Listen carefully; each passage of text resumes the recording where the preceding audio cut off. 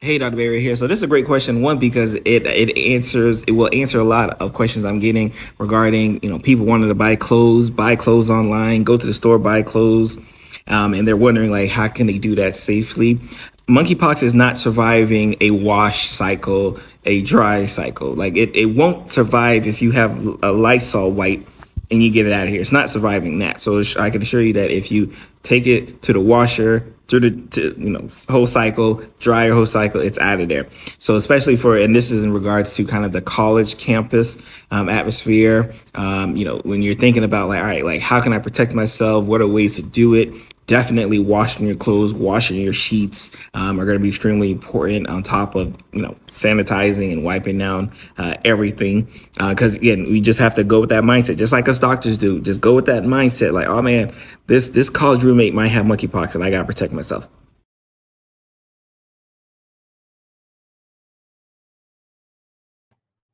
Good evening, good evening, good evening. Thank you for joining me here for Talk About It Tuesdays and also Tastastic Tuesdays for the audio podcast, which will come to you all right after this live podcast. Let's get right into it. You all remember earlier this week with the PACT Act? Let's look at some footage from Ted Cruz before we get into this update. Yeah, look, I didn't see Jon Stewart. He's actually quite funny. Look, he's talking about the PACT Act, which is a bill I support. It's a bill most senators support. Oh, hello. I'm Jon Stewart. Apparently. Quite funny. And I'm awfully interested in what Theodore Cruz is about to say about the PACT Act. Go on. But what the dispute is about is the Democrats played a budgetary trick, which is they took $400 billion in discretionary spending and they shifted it to mandatory. One thing, what Ted Cruz is describing is inaccurate, not true. Bullshit! This is no trick. Everything in the government is either mandatory or discretionary spending, depending on which bucket they feel like putting it in. The whole place is basically a fucking shell game. And he's pretending that this is some new thing that the Democrats pulled out, stuck into the bill, and snuck it past one Ted Cruz. Now, I'm not a big city, Harvard-educated lawyer, but I can read. It's always been mandatory spending so that the government can't just cut off their funding at any point. No trick, no gimmick, been there the whole fucking time. And so it's just part of the out-of-control spending from the left. They want to buy Hunter Biden cocaine, a crack cocaine, and they want to purchase all your pronouns.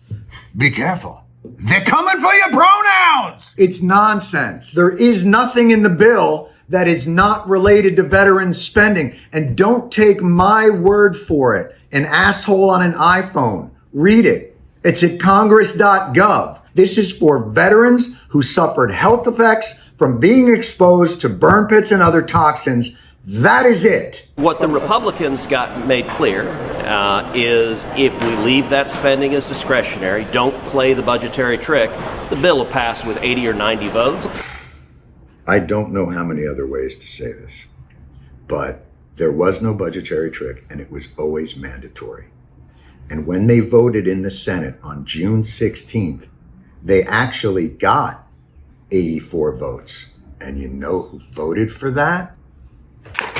Ted fucking Cruz and every other one of those Republicans that switched their votes. There was no reason for them to switch the votes. The bill that passed the Senate 84-14 on June 16th has not had one word added to it by Democrats or spending fairies or anybody else. It's the same fucking bill. This is bullshit. I didn't see what Stewart said, so I don't know. Do you what it think was. people say I got to get on he the could plane. run? A plane? I wonder where that's going. Perhaps. I leave you with a quick montage of Ted Cruz praising to the heavens our nation's fighting men and women, juxtaposed with him fist bumping his Senate colleagues after removing those same veterans' benefits and health care for toxic wounds. To our veterans, we say thank you. Thank you, thank you, thank you. Mr. Cruz, no. Motherfucker.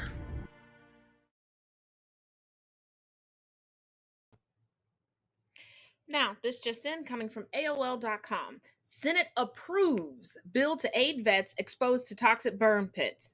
A bill enhancing health care and disability benefits for millions of veterans exposed to toxic burn pits won final approval in the Senate on Tuesday, ending a brief stalemate over the measure that had infuriated advocates and inspired some to camp outside the Capitol. The bill now goes to President Joe Biden's desk to be signed into law. He has said the bill makes good on our sacred obligation to care for veterans and their families. The Senate approved the bill by a vote of 86 to 11. It had also approved the legislation back in June, but the legislation required a do-over for a technical fix. That process derailed when Republicans made a late attempt to change another aspect of the bill last week and blocked it from advancing. They couldn't block the bill that they really wanted to, so it was a pissing contest. They wanted to remind the Dems, the libtards, that they still could be in control if they want to. This minority rule has really gotten to their heads, but let's continue. The abrupt delay outraged veterans groups and advocates, including comedian Jon Stewart. It also placed GOP senators in the uncomfortable position of delaying the top legislative priority of service organizations this session of Congress. A group of veterans and their families have been camping out at the Capitol since the vote. Senate Majority Leader Chuck Schumer, Democrat from New York, said he had good news for them when he announced the final vote for Tuesday evening. Veterans who were exposed to the toxic fumes of burn pits will be treated by the VA like they should have been from the beginning, Schumer said. The legislation directs the VA to presume that certain respiratory illnesses and cancers were related to burn pit exposure, allowing veterans to obtain disability payments to compensate for their injury without having to prove the illness was a result of their service. Roughly 70% of disability claims related to burn pit exposure are denied by the VA due to lack of evidence, scientific data, and information from the Defense Department. The military used burn pits to dispose of such things as chemicals, cans, tires, plastics, and medical and human waste. Ew. Hundreds of thousands of Vietnam War-era veterans and survivors also stand to benefit from the legislation. The bill adds hypertension or high blood pressure as a presumptive disease associated with Agent Orange exposure. The bill is projected to increase federal deficits by about $277 billion over 10 years. And quite honestly, it is about time they start doing something, anything, regarding especially Vietnam vets, because that's a story for another day. And as always, let's get into the nitty gritty. We have another Bishopgate update. Let's go. So I put something together today, and I can't believe that it took me this long to put it together. It feels so obvious, but I don't know about y'all, but I have always had this weird feeling about the video in general. Like, we all know that there's something off about the video, but there's something more to it. It's more technical that I couldn't figure out. And so I was scrolling through his Instagram, right? And I was just like, dang, why are all of his videos just so nicely lit and in focus? And then all of a sudden I come to this picture, this one right here. And it hits me. Oh my God, the lights are a different color. Compare it side by side with the lights down there. First off, notice how there's two lights in the top picture and only one. And in the top picture, the light is much closer. So then that's when I saw the light reflection in his glasses. Remember when I was showing y'all the 360 of the church back when I was pointing at the camera, but there were two lights on each side of it? Yeah, those were the lights, right? Now look in the robbery video. Again, those two lights, which means they were on. These two lights on the left created a well-lit room. Having one light creates shadows. And look at the difference between the colors of the curtains in these two different pictures. This motherfucker put a filter on his Instagram live that day. He put a filter on this live in order to purposely obscure their features. I mean, that could be Michael B. Jordan or Idris Elba. I have scrolled through probably 100 videos on this man's Instagram, and not a single other one looks like that. And with that, ladies and gentlemen of the jury, I rest. So did you get out of jail on a technicality? So yes, I got out of jail on a technicality first, but the whole exoneration is coming, right? It's just a process. Okay. It's a whole But let's think back to that press conference where he said he was exonerated. And then when he did the interview with Larry Reed, he said he was exonerated. Also, little birdies are chirping, saying that over the weekend, he met with some individuals who physically fit the description of the burglars, the robbers. We shall see. This rabbit hole just keeps getting deeper and deeper and deeper. Maybe it'll take us to Wonderland. I don't know. But let's talk about that. Let's talk about Trump for a little bit, especially his golf tournament. And it seems like Jared Kushner has even more to say about Trump. Let's roll it. You can't unsee pictures of Trump without the bronzer and the wig, so if I have to see it, you do too. These pictures are from Bedminster, New Jersey, where Trump hosted a golfing tournament for the Saudis. Conservatives gave him a lot of flack and grilled him for why he was hosting a party for the people that were partially responsible for 9/11, and this was his response. Well, nobody's gotten to the bottom of 9/11, unfortunately. They should have, as to the maniacs that did that horrible thing to our city, to our country, to the world. So nobody's really been there, but I can tell you that there are a lot of really great people that are out here today. And Conservatives are quick to point out that's not what he said in 2016 when he was running for president. Who blew up the World Trade Center? It wasn't the Iraqis, it was Saudi. I mean, take a look at Saudi Arabia. Open the documents. MAGA fans arguing with other conservatives are quick to point out that was just audio from CNN. It was probably fake news, so we got a video too. It wasn't the Iraqis that knocked down the World Trade Center. You will find out who really knocked down the World Trade Center because they have papers in there that are very secret. You may find it's the Saudis. FYI, if you didn't know why 9/11 is such a sensitive topic for conservatives, it's because that was the aha moment where they didn't trust the government, and Trump was supposed to be the person that drained the swamp, right? There's so many unanswered questions about why we invaded Iraq and how the people got the passports, and the fact that they got the literal 9/11 playbook from us, but I digress. Moral of the story, and if I'm channeling my inner Hassan, Trump hosting a party for the people that funded 9/11 is pretty much peak capitalism.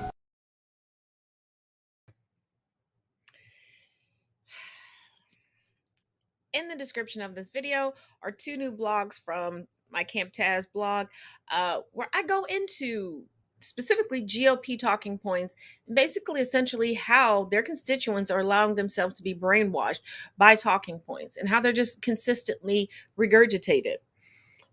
But coming from The Guardian, Jared Kushner, I stopped Trump attacking Murdoch in 2015. Whew. You know, post 45 presidency, the more I'm finding out, why Ivanka married Jared Kushner and why Trump likes him so much. They have quite a bit in common. In a forthcoming memoir, Jared Kushner says he personally intervened to stop Donald Trump attacking Rupert Murdoch in response to the media mogul's criticism at the outset of Trump's move into politics in 2015. Excuse me. In the book, Breaking History, Kushner writes, Trump called me. He clearly had enough. This guy's no good, and I'm going to tweet it. Please, you're in a Republican primary, I said, hoping he wasn't about to post a negative tweet aimed at the most powerful man in conservative media. You don't need to get on the wrong side of Rupert. Give me a couple of hours to fix it. Oh, so now Jared Kushner is the Olivia Pope of the Trump family? You're not very good at your job. Kushner says he fixed it. If his claim is true, he could be seen to have made a hugely consequential intervention in modern U.S. history. Murdoch's support, chiefly through Fox News, did much to boost Trump to victory over Hillary Clinton in 2016. Well, that, misogyny, propaganda, lies, misogyny, sexism. Despite persistent reports of friction between the two men, Murdoch supported Trump through 4 tumultuous years in power, which culminated in Trump's refusal to admit defeat and the deadly attack on Congress. The Guardian obtained a copy of Kushner's book, which will be published next month. The book lands at a time when Murdoch's newspapers, and to some extent Fox News, are widely seen to be pulling away from Trump amid congressional hearings into his election subversion and the January 6th attack, speculation about criminal charges, and as he prepares another White House run. In his book, Trump's son-in-law, who became a senior White House advisor, with no credentials, but who in that administration was really qualified for anything, describes a friendship with Murdoch built on time on Murdoch's yacht and at Bono's house in France, watching the YouTube frontman sing with Bob Geldof and Billy Joel. Kushner, who describes how Wendy Murdoch, Rupert Murdoch's third wife, helped him get back with Ivanka after a breakup. Tell us that story. Was it before or after she had that secret abortion that her friends took her to go get? Give us that tea. Kushner claims to have convinced Murdoch to support Trump in 2015. Trump and Murdoch were not close before Trump entered politics, but in July 2015, after Trump launched his explosive campaign for the Republican presidential nomination with a racist rant about Mexicans, the Fox News owner tweeted, "When is Donald Trump going to stop embarrassing the whole country?" Ooh, child, I remember that. That's why I was kind of shocked, but kind of not when Rupert flip-flopped, because a racist gonna do what a racist gonna do, and a capitalist is gonna do what a capitalist is going to do. A week later, the New York Times described Murdoch disparaging Trump. Trump was furious and threatened to tweet. Kushner was not then an official advisor to his father-in-law, but he writes, "I called Rupert and I told him I had to see him. Rupert, I think he could win," I said, as we sat in his office. "You guys agree on a lot of issues. You want smaller government. You want lower taxes. You want stronger borders." They want lower taxes for themselves and their buddies. They want smaller government for themselves and their buddies. They want stronger borders, but only the southern border, because they're racist. Rupert listened quizzically, like he couldn't imagine that Trump was actually serious about running. No one thought he was serious about running. Hell, Trump himself didn't think he was serious about running. He didn't expect to win the primary, let alone the election. You could see it. But then he got drunk with power. He was drunk in power. The next day, he called me and said, "I've looked at this, and maybe I was misjudging it." Yeah, you realize he was a racist like you. He actually does have a real following. Cuckoo choose. It does seem like he's very popular, like like he can really be a kingmaker in the Republican primary with the way he is playing it. What does Donald want? Donald wasn't playing it. Donald was trying to play everyone. And I don't understand how someone who couldn't even do simple primary school assignments for themselves is outwitting so many people. "He wants to be president," I responded. "No. What does he really want?" he asked again. "He wants to be czar. He wants to be Führer." That's what he wants. "Look, he doesn't need a nicer plane," I said. "He needs a plane. He needs a plane." "He's got a beautiful plane that belongs to someone else." "He doesn't need a nicer house." No, that's Section 8 condo that has tarnishing gold is chef's kiss. "He doesn't need anything but an IQ, integrity, parenting skills, business prowess. He's tired of watching politicians screw up the country, and he thinks he could do a better job." I know lizards by a pond who could have done a better job. "Interesting," Rupert said. "We had a truce for the time being." Kushner also writes about Trump's clashes with Fox News during the 2016 campaign, including a clash with anchor Megyn Kelly. Kushner says he agreed a deal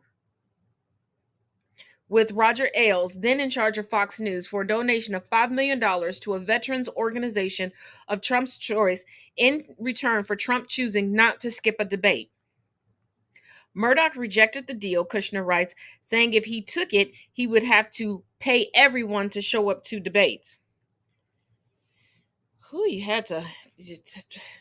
Yeah, and I bet you that veterans organization was some way, somehow connected to the Trump organization, because they don't actually donate crap. Kushner also describes how Murdoch helped shape his view of why the U.S. needed Trump.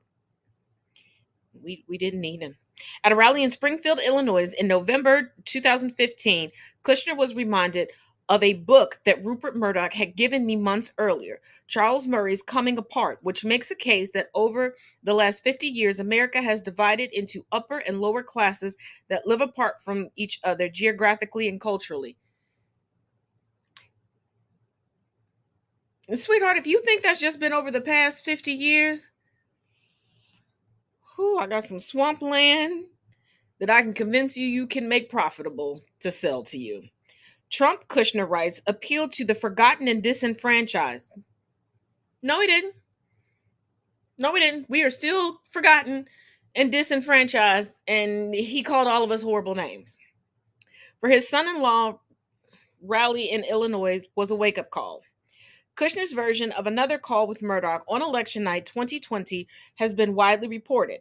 He says Murdoch told him Fox News call of Trump's defeat by Joe Biden in Arizona, a decision which infuriated the president and his advisors, was ironclad, not even close. We all knew that. We saw that. Trump's never had the popular vote. Like ever. Ever, ever. This is why people are so easily swayed. I've said it before. I will continue to say it until it changes. We will be in a perpetual historic Groundhog Day until real, actual, factual history is taught and the United States finally faces and tackles its racism. Standing up for the forgotten and disenfranchised. Okay. And the craziness surrounding the abortion debates continues to increase in craziness. I don't even know how to preface this. Let's just take a look at it. West Virginia is on some shit this week. So in a hearing today, Chris Pritt, Republican from West Virginia, was arguing regarding forcing absent fathers to pay child support.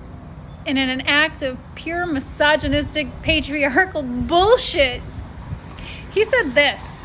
Let's say you've got a father who doesn't want to really be involved in the life at all, really. He knows that if she carries through the pregnancy, he's going to have possibly some sort of child support obligation. And so what he wants to do is he wants to encourage her to go and find a way to get an abortion, because he knows that she might be of such a state of mind, she may be in such a vulnerable position that she decides it's not worth everything he's going to put me through to carry this pregnancy forward. It's going to be easier for me to go and just terminate this life.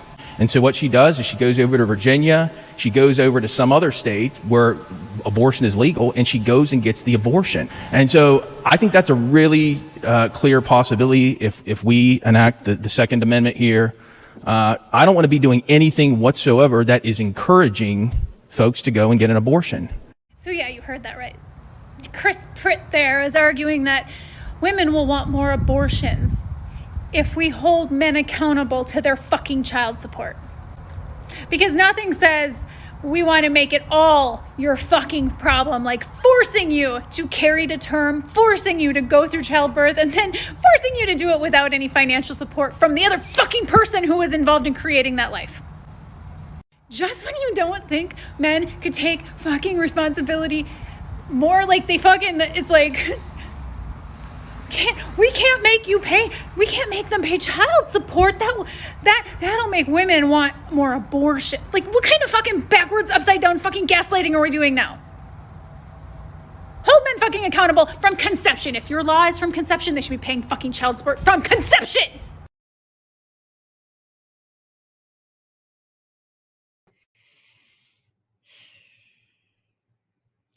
Isn't it amazing that women get blamed for so much, and then we are told that we avoid accountability and we don't hold ourselves or other women accountable? We're told if we fall into a situation where we become a single parent, that we should have chose better men. We should have made better decisions. We shouldn't have had intercourse before marriage. We shouldn't have had a baby before marriage. They forget about widowers. They forget about divorcees. And being a single parent does not mean that you are not also co-parenting, does not mean that you may not possibly have a village behind you and a support system. but they're so pro-life, and this is why I call them pro-force birthers, that for the children that are alive, they want to be able to discriminate against them regarding free lunch programs. They want to deny children lunches if their parents are so impoverished that they can't pack a lunch or pay for a lunch at the school, but fit into that gray area where they don't qualify for free lunch. They want to try to strip away SNAP programs and financial programs and daycare vouchers for parents. They do not want to allot for universal health care, for prenatal and postnatal care and child care. And now they want to say, you know what? We shouldn't hold these men financially liable. And you heard him say, a woman may think, I don't want to go through everything he will put me through. Not, I don't want to go through parenthood. Not, I don't want to go through pregnancy. I don't want to go through everything he would put me through. So you know that there are fully grown, capable men out here intentionally inflicting harm emotionally, financially, physically unto the mothers of their children to avoid giving pennies on the dollar for the care of their children, let alone the physical representation that is there to help with the care of these children. So let's eliminate that. Let's make it even harder for a woman to become a parent. So once that woman gives birth, let us not forget the criticisms of, well, why'd you have a child if you can't take care of it? Because you made me. Or why did you have another child? Or why don't you work more hours? All of these criticisms that come. As a woman, you're damned if you do, you're damned if you don't. But the biggest thing is they just want to increase the population of white babies because they are assuming that every white woman will be impregnated by a white man. Your numbers are dwindling. Abortions are mostly gotten by white Christian women. But, okay. It gets more and more idiotic by the day. Coming from UPI News, Amazon to close down Drive by end of 2023. Amazon announced on Friday that it is shutting down Amazon Drive for digital storage on the cloud so it can concentrate on its Amazon Photos platform. The e-commerce giant said its Amazon Drive app for Android and iOS will be removed from the app stores on October 21st. Users will be able to access and download their files until December 31st, 2023, when the app will no longer be supported, giving users more than a year to figure out their next steps. Amazon had operated Amazon Drive for 11 years before deciding to pull the plug. We're taking the opportunity to more fully focus our efforts on Amazon Photos to provide customers a dedicated solution for photos and video storage, Amazon said in a statement. As an Amazon customer, your photos and videos in Amazon Drive have been automatically saved to Amazon Photos. After December 31st, 2023, you can continue using Amazon Photos to access your photos and videos. Starting December 31st, 2023, files stored on Amazon Drive will no longer be available to customers. We understand that content saved on Amazon Drive is very important to our customers, Amazon said. We will communicate our plan to remove or delete files prior to December 31st, 2023, and provide sufficient time for customers to save their files. Amazon said Amazon Drive customers who currently have the app installed will not see a change in access or service before December 31st, 2023, but will no longer receive bug fixes or security updates. So what you have on there is going to be susceptible to any and everyone. Yay! The company said if customers choose to cancel their paid storage plan before the subscription ends, they might be eligible for a refund, but they won't be able to use their Amazon Drive subscription with Amazon Photos. So you're getting rid of an app, but you're going to make people continue to pay for it until you come out with another. Woo, Amazon. never used Amazon Drive because Amazon is way too fickle on what they decide to keep and what they decide to let go of, and everything is profit driven. And I'm sorry, I'm not about to pay for something that's gonna go away. Like, if you're taking it away and these people have to scramble to download or shift things over, just let them have it for free for the rest of the year. Like, come on, Jeff Bezos.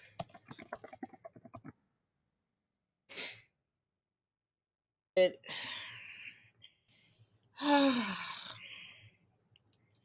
just doesn't get any better. Now, as we discussed the other day, Will Smith did offer an apology to Chris Rock, and he gave, I don't agree that he should have apologized, but hey, that's their business.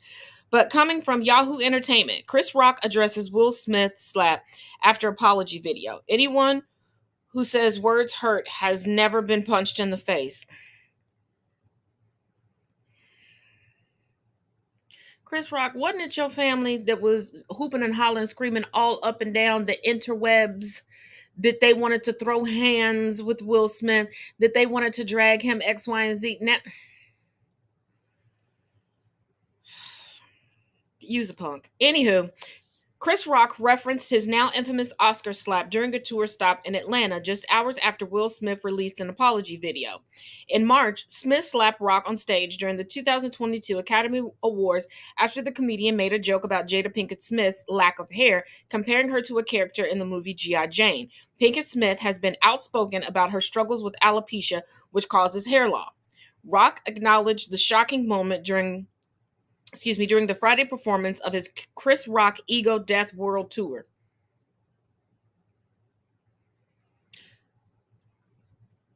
The utter irony. CNN reported that the 57-year-old, he is 57. He is that big old age. He no better than to have done what he said.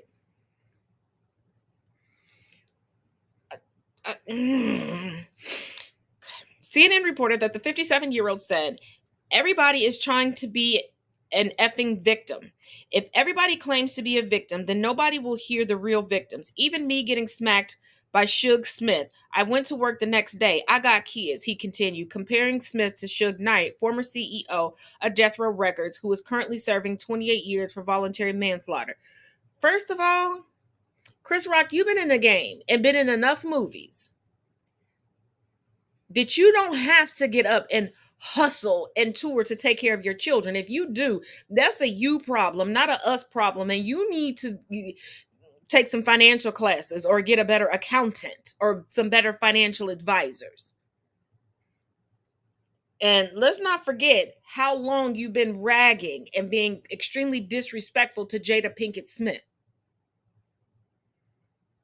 So who's the victim? Who's playing victim? Because you sit here saying everybody's trying to play victim, but you just victimized yourself. You called Will Smith Suge Knight. I wish he would have punched you, but anywho. He added, anyone who says words has never been punched. Anyone who says words hurt has never been punched in the face. Boy, you wasn't punched in the face, because I'm pretty sure the show would have been over. They would have had to get a new host. Did you forget how much Will Smith has trained for movies and continues to train? Because we see his videos on Instagram and the TikTok. Earlier that day, Smith posted a social media video apologizing to the Spiral star for the slap. The video is titled, "It's Been a Minute," and answers questions about what happened during the March telecast. "Over the last few months, I've been doing a lot of thinking and personal work," reads the title card. "You asked a lot of fair questions that I wanted to take some time to answer." During the video, Smith shared that he has reached out to Rock, but Rock was not ready to speak. "Chris, I apologize to you," Smith said. "My behavior was unacceptable, and I'm here whenever you're ready to talk." So, Chris, you're not ready to talk about it, but you're willing to use it to make money. Like, it seems like your biggest cash cow is the Smith family. At this point, I wish they would just ignore you. I wish they would just ignore you and see how much money you make. See how hee ha ha funny you are after that point. I that's what I'm wishing at this point, because you're ridiculous.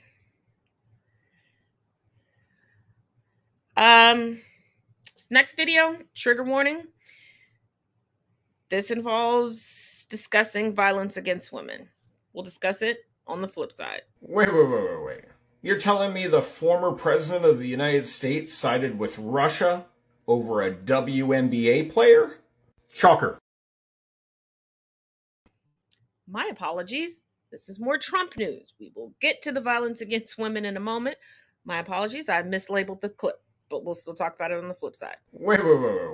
You're telling me the former president of the United States sided with Russia over a WNBA player? Shocker. I mean, Trump sides with Russia over white Americans, so are any of us shocked? Trump called Brittany Griner spoiled, and that she went to Russia loaded up on drugs. I mean, this is still his son, right? Wow. Remember this?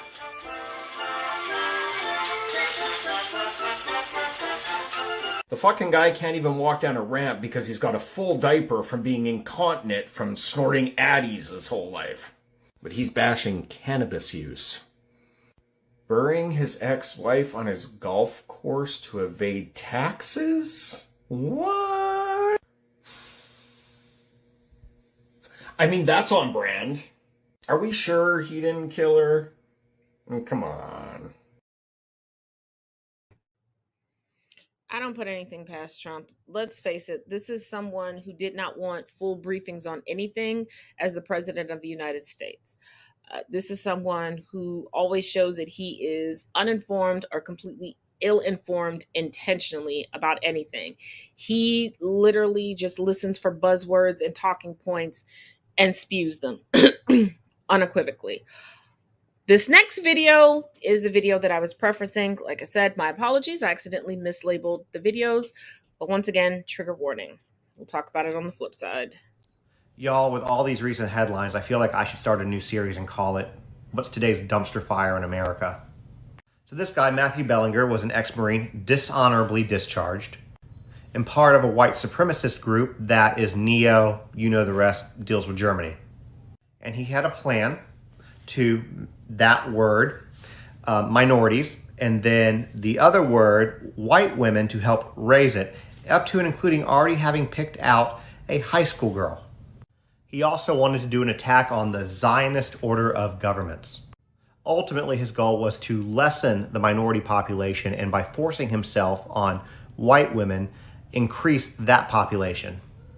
Fortunately, the FBI Joint Task Force caught wind of him, and he's arrested and being held without the possibility of bond. But y'all, this is just unreal. This is why women don't feel safe going out alone, because of crap like this.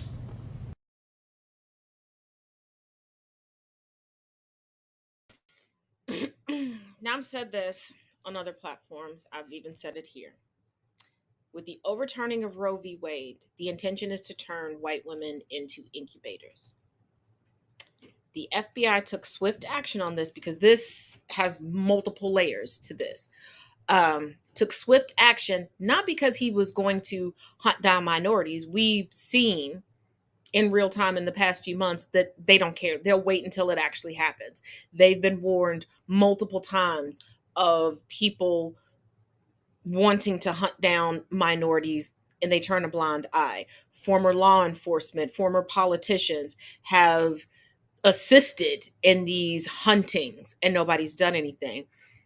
But if you notice, he had chosen a teenage girl to begin his anti-replacement theory population tour. Because when you're indoctrinating people with crazy conspiracy theories, most notably white replacement theory, you overturn Roe v. Wade. You have maniacal Christian nationalist pastors taking to the pulpit. This is the result. This is what happens. This is what we've been warning about for decades. This is turning back into the Wild West. And not too many good guys with guns survived or made a dent of a difference.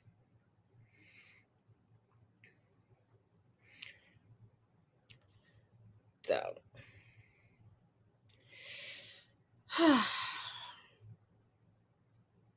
and speaking of white women, there's been a sighting of a notorious white woman. Take a look at this video. We'll talk about it on the other end. Carolyn Bryant Donham is still alive and has been spotted in Kentucky for the first time in 20 years. She is the only living accomplice in the brutal beating and lynching of 14-year-old Emmett Lewis Till, who she falsely accused of physically touching her on August 28, 1955. Emmett Till's body was found and identified on August 31st when a 17-year-old boy saw a pair of knees sticking out of the water. Mose Wright, who is Emmett's great uncle, was responsible for identifying the 14-year-old and was only able to do that because of a ring his mother gave him before he left Chicago just 8 days before being murdered. Mamie Till Mobley wanted the world to see what the racist and crooked South had done to her son, and she fought until her very dying day in 2003 to bring justice for Emmett Till. Just a few weeks ago, the original arrest warrant for kidnapping and the murder of Emmett Till was found underneath the Mississippi courthouse. Carolyn Bryant Donham was never served this warrant in 1955 because authorities said she needed to take care and raise her 2 school-aged children. Carolyn Bryant Donham is now 88 years old and is still responsible for the murder of Emmett Till. It is now the responsibility of Dwayne Richardson, the district attorney for the 4th Circuit Court of Mississippi, to bring charges against 88-year-old Carolyn Bryant.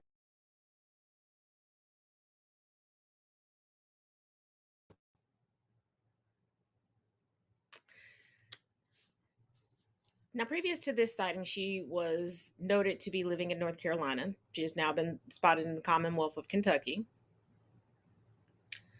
And before anybody goes, but she's 88, Taz, I don't care. If you can drag a 96, 98, 100, 101-year-old that was involved in the Holocaust, you can give justice to Emmett Till. You can give justice to Emmett Till. Especially since this woman has pre-written a book basically victimizing herself and exonerating herself in text that cannot be cross-examined or really truly fact-checked. And she has given instructions to her daughter, whom she dictated this book to, not to publish it until after her death, setting her family up financially. No. Prosecute her. And I say prosecute her because once convicted, you cannot benefit or profit from your crime or crimes. If nothing else, give the Till family that.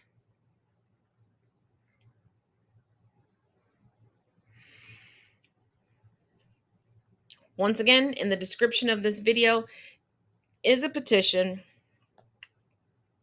And real quickly, this petition is for the arrest of Carolyn Bryant Donham and for Emmett Till to be included in all history books.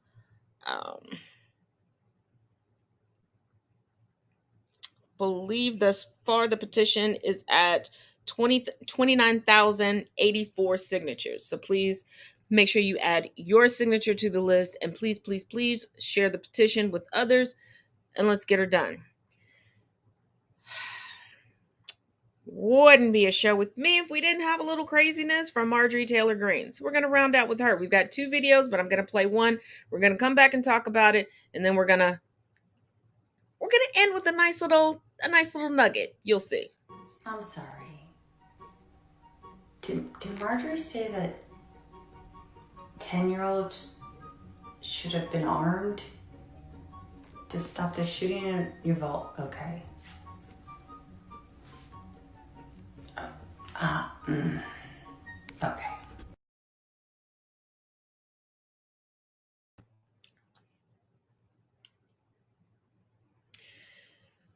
There was a young man shot and killed by the police while using a water pellet gun playfully with friends. Shot and killed. Tamir Rice playing with a sibling in a park with a toy gun. Shot and killed. That you want 10-year-olds to have minimized versions of an AR-15 called a JR-15. You think that's a good idea? You think under pressure they're going to be able to turn into Elliot Ness? They're going to be a little Annie Oakley under pressure. It's bad enough that there are physical education classes in the United States already that have gun classes and shooting classes for children. Yes. Also, the maturity level and the increased emotional levels and children still learning, heck, there are still adults learning how to handle their emotions. You think that's a good idea? Because what happens when little Becky turns down Johnny? Because we know little boys at that age like to tussle. They like to pull hair and hit you to show that they like you. And little girls are just conditioned and taught to, oh, that means he likes you. And you wonder why domestic violence and domestic abuse is so high. But I digress. Conversation for another day if y'all want to have that. Or what happens when David and Charles get into an argument? Or Amy and Samantha are arguing over a book. You weren't supposed to wear a pink shirt today. I was wearing the pink shirt. And because you never know which one of these students may be the next school shooter,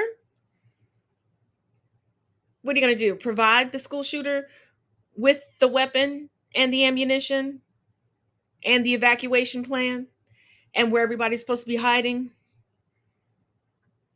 and how to get around all the security measures? Because the call comes from inside the building.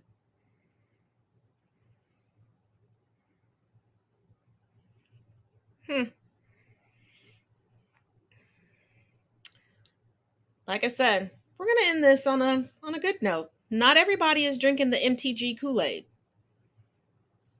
Watch this, you'll see what I mean.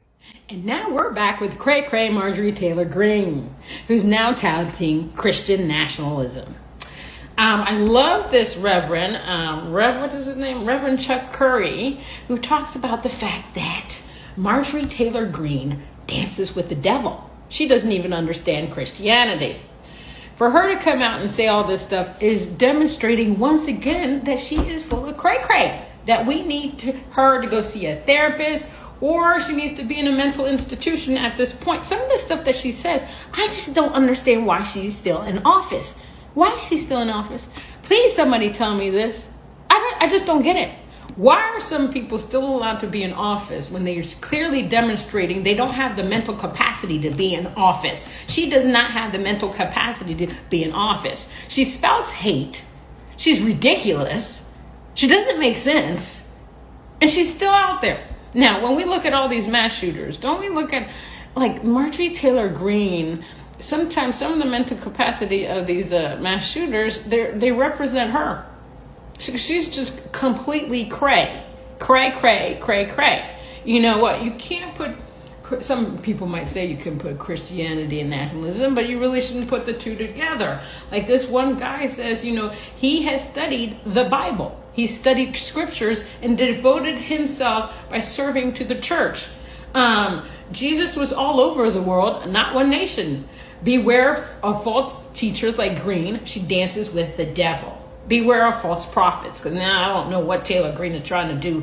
If she's trying to be a prophet, or she's trying to be on the political scene, or she's trying to tell people that her words are the right way. I just don't understand her purpose here. Or maybe her purpose is to show how stupid and crazy the people are in this world, how some people are like that, because this just doesn't make sense how this person is still allowed to serve. Plus, she was part of January 6th. Why is she still there? Why do we allow all these people that are creating havoc in our government to stay in political office? Two, at least one of the things she's done should have had her kicked off. Period.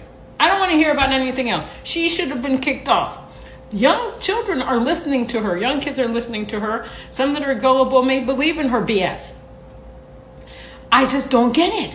Why is she still on there? You know, it's women like these that are pretty offensive to other women. While we are trying to fight for our rights here in the United States, you have this fool coming out and spouting some BS.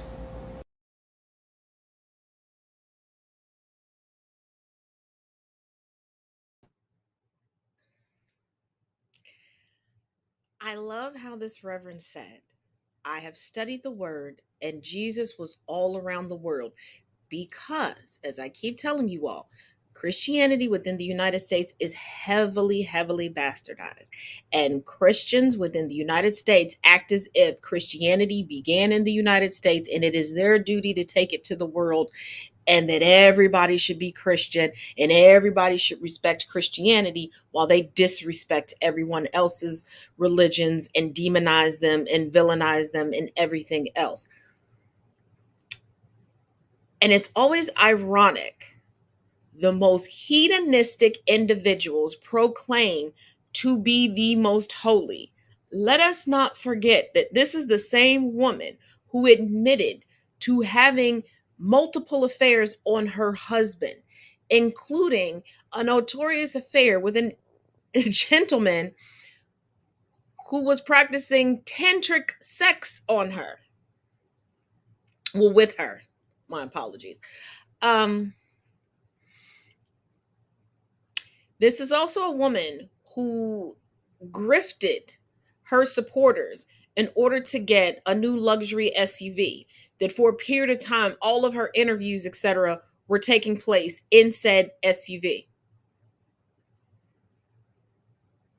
This is a woman who has accosted teenage victims of school shootings.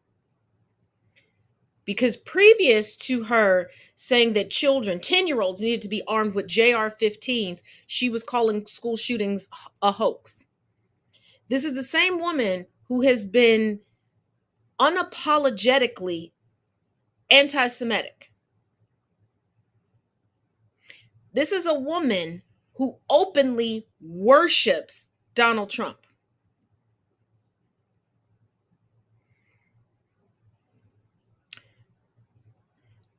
And if you notice, she doesn't really talk about Christianity like Lauren Boebert does.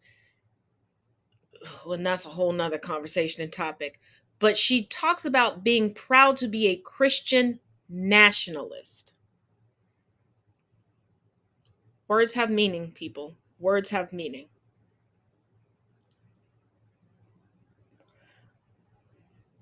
Nazi Germany may have gotten their rule book from us, but we are so swiftly now borrowing back from them and becoming them. At this point, I'm not being facetious. It's time to take a deep, deep look inside and ask, would you hide your fellow citizen? You call yourselves brothers, sisters, family all day long in real life and online. You want to dub yourself an ally. The time is very, very fastly, very swiftly approaching that you're going to have to put your money where your mouth is. Will you be one of those turning people in for a pat on the back? Or so you think, a pat on the back? Or will you have an Anne Frank in your basement or in your attic? You don't have to answer me. Answer yourself, your morality, and your conscience. Until tomorrow, we'll get into it with Taz and Chris. As always, Each one teach one, each one reach one. Till tomorrow, y'all.